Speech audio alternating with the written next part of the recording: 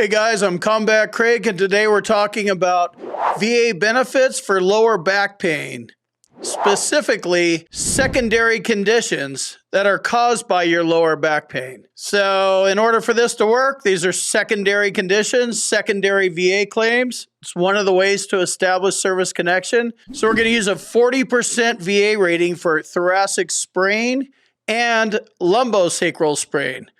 Those two combined equal 40% as our anchor point. So whatever you have for a lower back rating or any back rating, these are potential secondaries that you could file.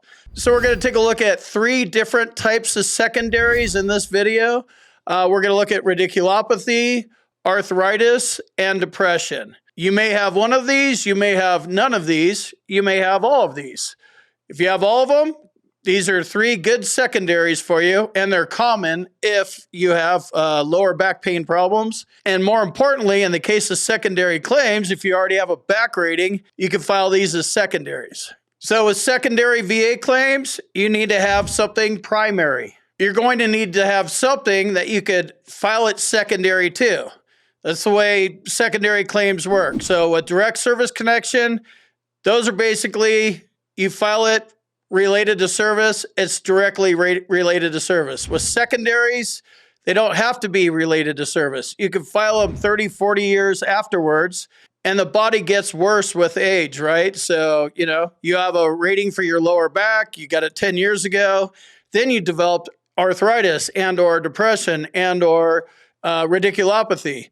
You can file those at any time, and when you're doing it as a secondary, you don't have to explain what you've been doing for the last 30 years. They just come on. These are the way secondaries come on, generally speaking, right? You know, what in your body that you've been dealing with for a while hasn't caused other conditions. So it's a logical thing too. You're going to need a nexus for this. You're going to need a nexus for every claim. Get your doctor to write a nexus explaining that your arthritis, your current disability of arthritis, or your current disability of radiculopathy, or your current disability of depression was caused by or aggravated by your lower back pain that you're already rated for. If your doctor won't do this, check out my med team. There's an email address in the description, and they can help you put this together. You need to tee it up. You need a current diagnosis, current symptoms, and a nexus. All 3 are important. You need them all.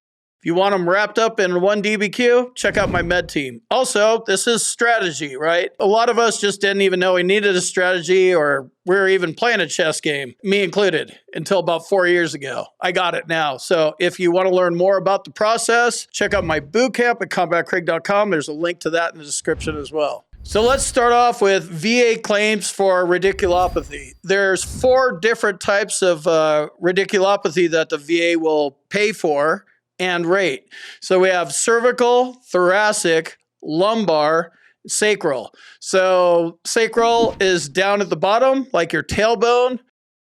Lumbar, also down low. If you have a jacked up back like I do, an L5-S1 joint, that's kind of a combo of lumbar and sacral. And then cervical is obviously your neck, and thoracic is mid-back. So those are the different ratings that the VA recognizes. And this is kind of a good point to talk about this when you're working your strategy. What disability are you trying to file a claim for? How are you going to establish service connection, right? Direct, secondary, pre-existing, presumptive, or 1151 claim. You have to figure that out first. And then, does the VA even rate it, right? If you file a claim for something VA doesn't even rate or recognize, you're wasting your time. You're spinning your wheels. You're exposing yourself for no reason. You're not even trying to get money here, right? Then the next layer deeper than that is, how much money are you trying to get? So if you're going after something like hearing loss that pays 0%, which is no money, there's better claims out there for sure. So make sure you understand what you're about to file a claim for, because once you file that claim, you open up your existing rating to reevaluation. People get reduction letters from this every day, all day long. This is what the VA does. They don't tell us the rules. We kind of stumble in, and then, oh, whoops, I had a 60% rating. I was going for the Hundo Club. Now I'm at 40 because they reduced me. And then you got to fight that, get back to where you were, and then continue on. It's a hassle. It's better for you to be educated up front for sure. VA disability ratings for radiculopathy range from 0 to 90%. And they depend on the frequency, severity, and the duration of your symptoms.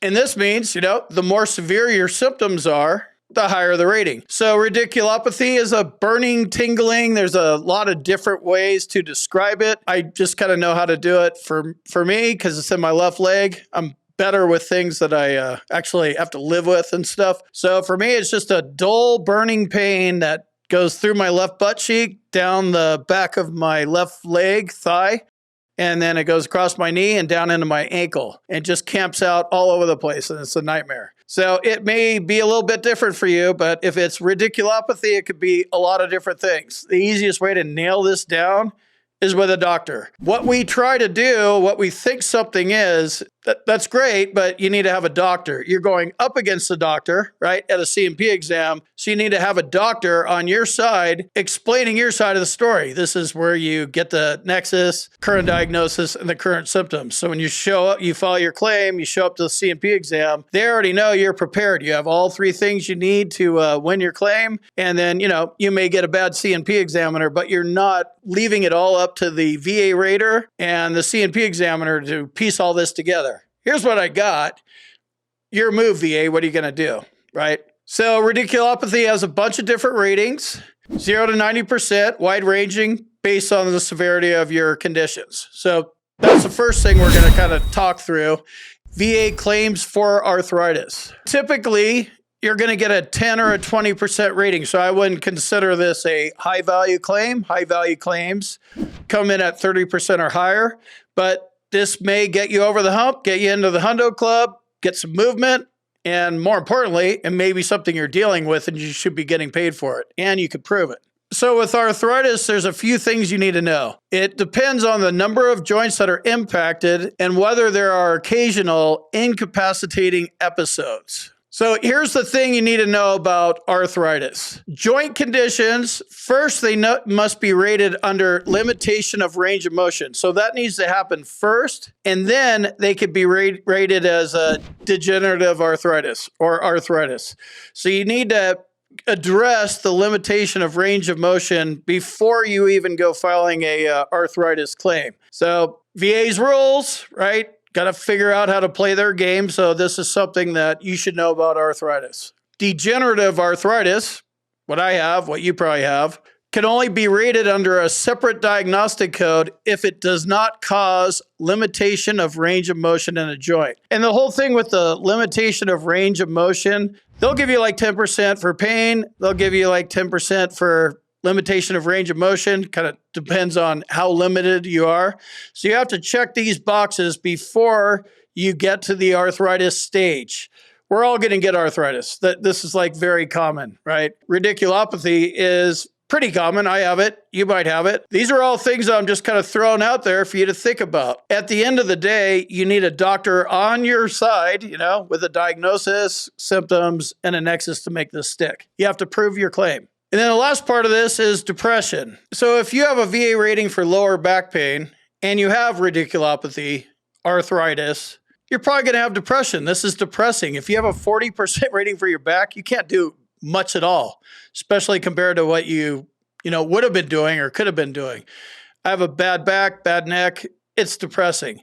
So depression is a good claim to file. It's logical, makes sense. You're going to need a board-certified psychologist or psychiatrist to diagnose you for this one. Most of these orthopedic conditions, arthritis and radiculopathy, that's one kind of doctor. This is a mental health doctor, psychiatrist, psychologist. So you need a current diagnosis, symptoms, and a nexus. Look at the mental health rating criteria. Make sure that you get rated properly. The ratings go from 0 to 100%. A good common rating for depression that's fair, like if you're talking about your symptoms properly, like not hiding them, you're actually talking about them, and the VA sees that you're talking about them and rates you properly, 70% rating. So mental health's a big one. These are 3 different options for you. There may be more. It depends on what's in your body and what you could prove. VA claims come down to what you can prove. If you didn't have to prove it, you'd have been paid 40 years ago, right? So you have to prove it. You prove it with a current diagnosis, current symptoms, and a nexus.